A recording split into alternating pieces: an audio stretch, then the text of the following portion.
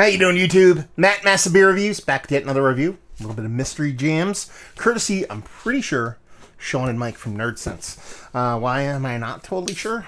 Those guys came down for a little bit of beer tuber palooza, and beers were left behind. Some mystery, some not. These were, or the last one I didn't know who left it behind, and ended up being a Trillium beer. So kind of assumed those guys brought it down. So I assume much the same with this one. First things first. That'd be a stout. I think there's like going to be something in here. Peanut butter cocoa, something like that. Some kind of addition. Because I get this big waft of this sweet kind of confectionery baker's kind of vibe to it. But I mean, if you look at that, that just looks like a big, huge, rich, thick, dense stout.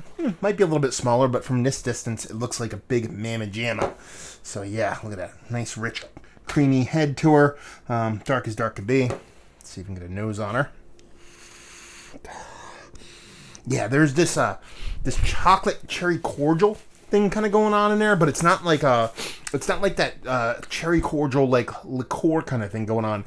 It's a little bit more powdery, a little bit more confectionery, so it comes off a little bit more like pound cake to me, or not necessarily pound cake, like dessert cake, like just like a cherry what are they, like a cherry cordial kind of Black Foresty kind of thing going on in there.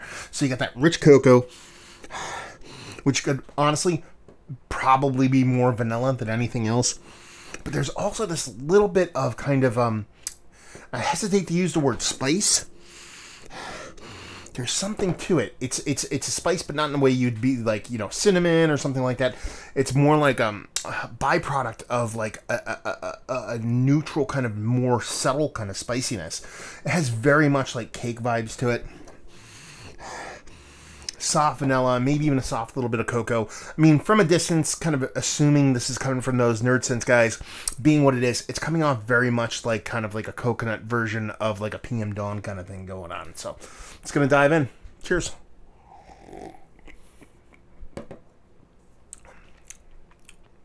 A big roast. Big, huge roastiness to it. Way more than the nose is going to lead you to believe.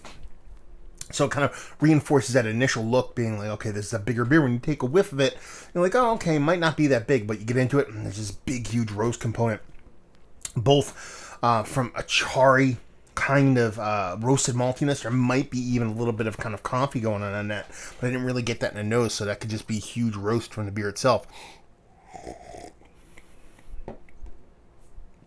I mean, it's so big. I kind of have to lean a little bit coffee, even though I don't feel like I'm getting big, huge coffee roasted vibes off it. That roast is so big. It kind of makes me want to kind of throw coffee in the mix. That confectionery thing, not nearly as big as the nose will lead you to believe, or I should say is probably equally as big as the nose will lead you to believe, except that roast and everything about the beer itself is so much more elevated that kind of little bit of kind of coconutty, kind of soft confectionery cakey thing kind of takes a back seat.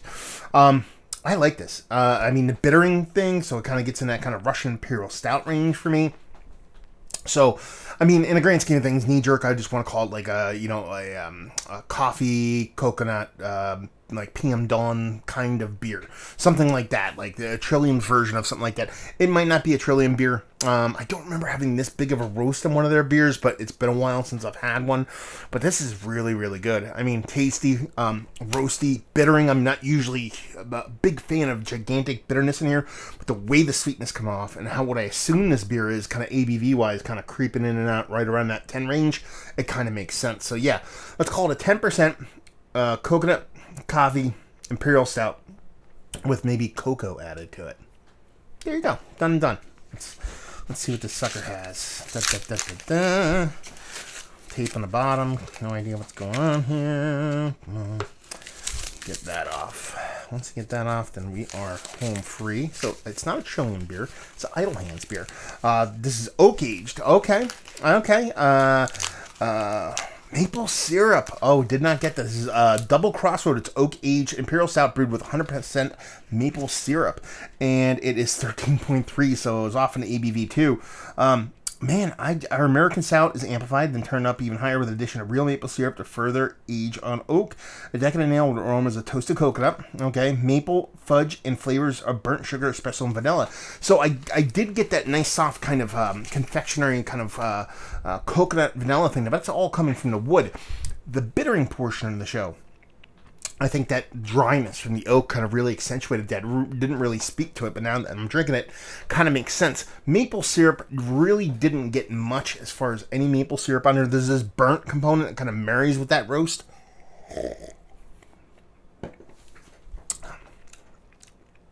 But I really wouldn't call it maple syrup. So there is a big sweetness to it. I assume that was all ABV, but there's a little bit of maple syrup going on. You know, besides being off in the ABV, because, 3.5 points is a lot. It doesn't drink like that, hence... Actually, I wanted to go a little bit lower. I forced myself to go a little bit higher because I'm like, this has to be a bigger beer. I just didn't go high enough. I'm okay with what I said because it really does taste like there's a coconut vanilla component to it, and a chocolate, rich chocolateness from it. Again, that's your kind of that's your roasted walnut play. But that roast was so big, I thought there was going to be some kind of addition. It had to be an extra bitterness to it, and it just turns out it wasn't coffee. It was that, I think, that dryness from that oak kind of propping. That's the word. Propping up that bitterness a little bit higher than what it typically comes off at, and it worked out pretty well. I like this. Really tasty beer.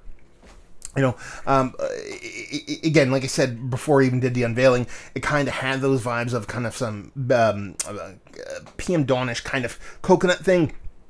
The way that bitterness played, it just didn't come off that way because I don't remember Trillium beers really getting that crazy. But yeah, tasty stuff. I really dig it. Let's talk about it. It's one of the better non-barrel aged because it's technically oak aged. So could be barrel aged, could be just oak stave, something like that. But it's one of the more one of the better adjunct laden, wood touched Imperial Stouts that I've had as of late. She's pretty damn tasty. She's worthy of being in conversation. I've had ones that have done a little bit better for me, but this one's pretty damn good. And nothing to kind of bat an eyelash at. Well, maybe if you want to seduce it or some shit. Value availability, no idea. Maybe the Nerd Sense guys or somebody up there in the Boston way can actually chime in and tell me what's what when it comes to idle hands in this beer and leave you with, if you like what, will you like this? If you like big, huge Imperial Stouts, but you don't want an crazy overt amount of sweetness to it. Sure, you're getting 13%, so it is a sweet beer, but you have that big roast combined with that kind of oak that kind of dries it out, that kind of really prompts up that bitterness and gets you a pretty well balanced for its ABV kind of Imperial Stout that